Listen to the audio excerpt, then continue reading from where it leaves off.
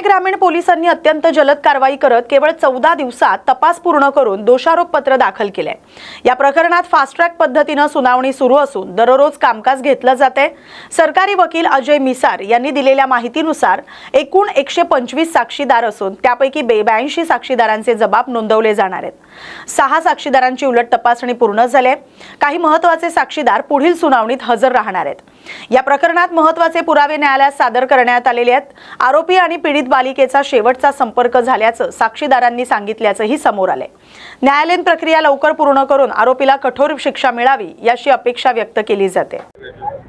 Nasrapur police स्टेशनच्या गुन्ह्याकामी पुणे ग्रामीण पोलिसांनी 14 दिवसात तपास पूर्ण करून त्यात सर्व FSLचे reports, DNA reports, medical reports, scientific evidence सगळा कलेक्ट करून दोषारोपपत्र दाखल केलं।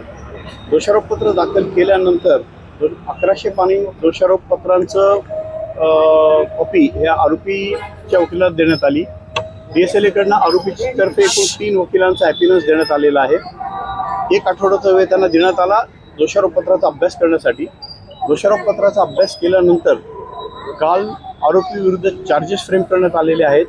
चार्जेस फ्रेम करण्यात आल्यानंतर कोर्टाने ह्या घटनेचं गांभीर्य, या गुन्ह्याची व्याप्ती आणि ह्या गुन्ह्याचा समाजावर होणारा परिणाम विचारात घेता ह्या गुन्ह्याची दररोजच्या दररोज जलद गतीने निर्गती करण्यासाठी दररोज याची सुनावणी ठेवण्याचा तसंच इन कॅमेरा सुनावणी ठेवण्याचा आदेश पारित केला आहे। त्याप्रमाणे काल एकूण 82 साक्षीदारांना साक्षी समन्स काढण्यात आले।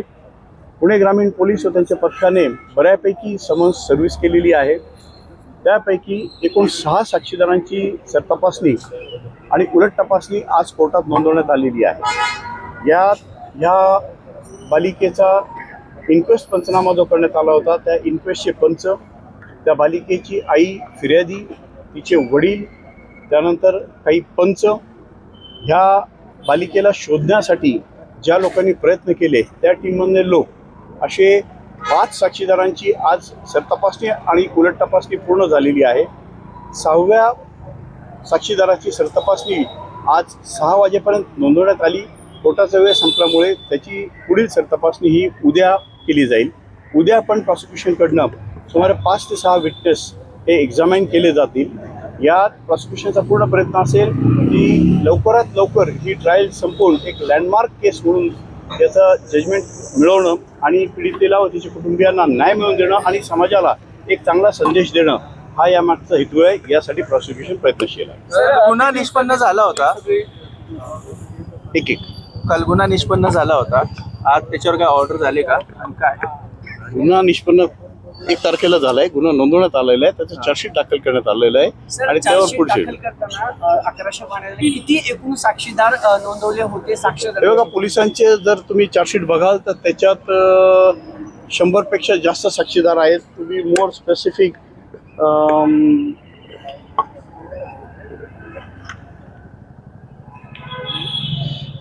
याच्यात साधारण 125च्या आसपास साक्षीदार आहेत। त्यातले 82 साक्षीदार तपासण्याचा आम्ही कोर्टासमोर अर्ज दिलेला आहे। यात कोर्टाने आदेश पण पारित केलेला आहे की आरोपीकडनं ज्या बाबी या स्पष्टपणे वादातीत नाही आहेत त्या त्यांनी जर मान्य केल्या तर यात पुरावा कटेल होऊ शकतो। सर, आरोपी ज्यावेळेस सुरुवातीला कोर्टात आणलं होतं ना, त्याचे अनेक स्टेटमेंट बाहेर आले होते कोर्टातून की तो म्हणत होता किरकोळ भांडण्यासाठी मला आलंय, मला आणण्यात आले, असे काही त्याचे स्टेटमेंट परत आलेत का दिशाभूल करण्याचे? तुम्हाला सगळं माहिती आहे की प्रत्येक आरोपी त्याच्या परीने त्याची लढाई लढत असतो, ते त्याचे हक्क आहेत। तरी जे काही स्टेटमेंट केले असतील ते असतील, पण पुराव्यात जे आलेलं आहे न्यायालयासमोर सरतपास आणि उलट तपासच्या माध्यमातून जे बाहेर येईल त्याला पुरावा ग्राह्य धरून त्यावर पुढील न्याय निर्णय केला जाईल। सर, साधारणतः अजून किती दिवस सुनावणी होईल? कारण खूप जलद गतीने लवकरात लवकर याची सुनावणी होईल। मी आज एवढंच सांगू शकतो की आज पहिल्या दिवसात 6 साक्षीदार तपासण्यात आलेले आहे। पूर्ण वेळ सकाळी 11 पासून 6 वाजेपर्यंत पूर्ण वेळ सुनावणी या प्रकरणाची चाललेली आहे। जर या स्पीडने चालली तर लवकरात लवकर या केसचा अंतिम निर्णयापर्यंत पोहोचता येईल। सर, यापैकी काही प्रत्यक्षदर्शी साक्षीदार आहेत का आज? हे बघा, ही केस पूर्ण सर्कमस्टन्शियल एव्हिडन्सवर आधारित आहे।